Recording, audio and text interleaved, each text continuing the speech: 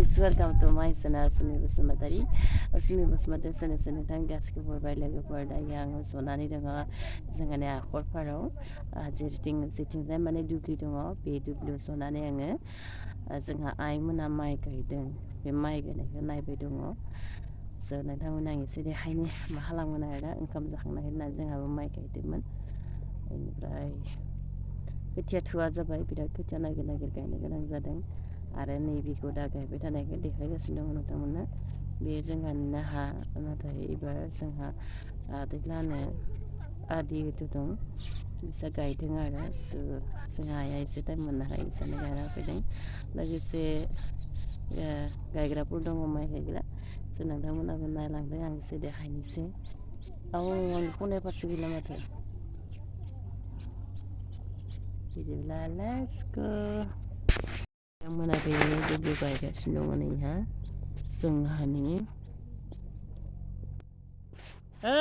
गायनो हादोंना हायाखैलै हादोंना गायनो हादोंना दै गाङाखै दै गाङाखै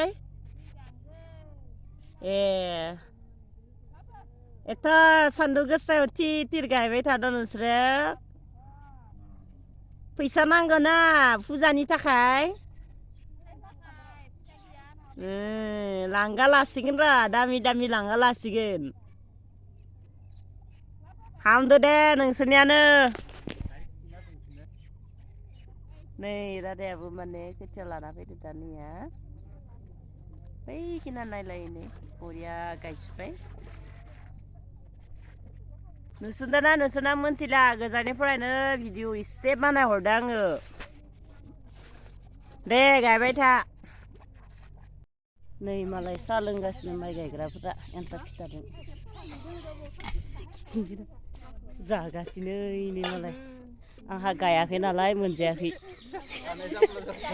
गायिखायनो मोनजायाखै आंहा गायनायबा मोनजागौमोन र' इनै लोगो थि जादों इनै बेलासिनि सम लोगोफोर ओंखाम जाखांनो नांगौसै बिथांमोनखौ नायबाय दङ स' ब्लगखौ बारा गोबाव खालामदो एसेनोसै बाय बाय नै मालाय साहा लोंगासिनो माइ गायग्राफोरा एन्थाब फिथाजों जागासिनो नै मालाय आंहा गायाखै नालाय मोनजायाखै गायिखायनो मोनजायाखै आंहा गायनायबा मोनजागौमोन र' इनै लोगो थि जादों इनै